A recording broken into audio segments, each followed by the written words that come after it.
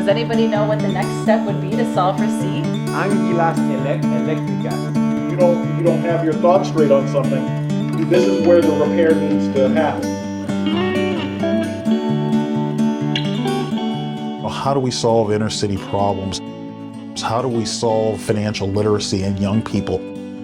How do we do these sorts of things?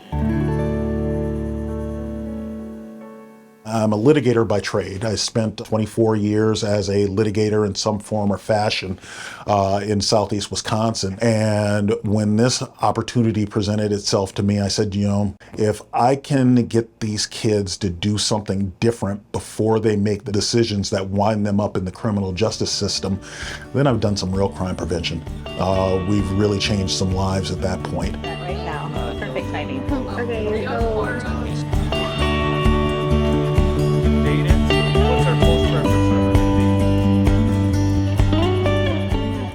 We simply refuse to be pulled away or distracted from what we believe God has called us to do, and refuse to compromise who we are as we go about our work. We believe that this work is hard, but that you can be joyful while you go about it. So we embrace risk and face adversity with a joyful, optimistic attitude, and simply a hope that is contagious. Our staff, our teachers, they really are mission driven. So if we can continue to keep the mission in front of them, we'll continue to attract and retain great people. We hire people who have a passion for a cause and not a need for a job. And so if they're mission driven, then they will give us 110% of their talents, of their time, and of their treasure, so that our scholars benefit from that. We want to retain the best teachers and staff members, and in a competitive labor environment, we've found that the best way to do that is really alignment, to find the families and the staff members who are impacted by this mission. It's not just a classroom, it's not just a school. We think it's another educational movement that's really important.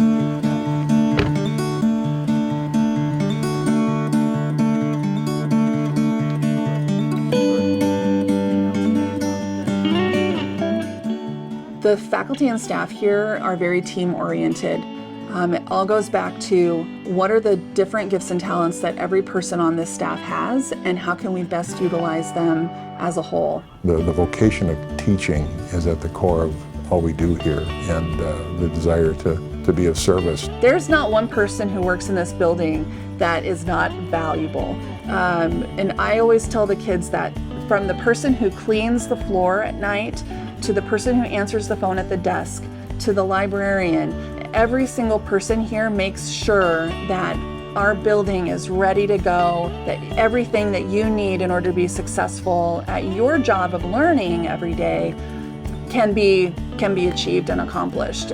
If we're going to ensure the future success of our schools, our cities, our states, and our nation, we absolutely need to focus on providing that talent to deliver the outcomes to our students who need a great education.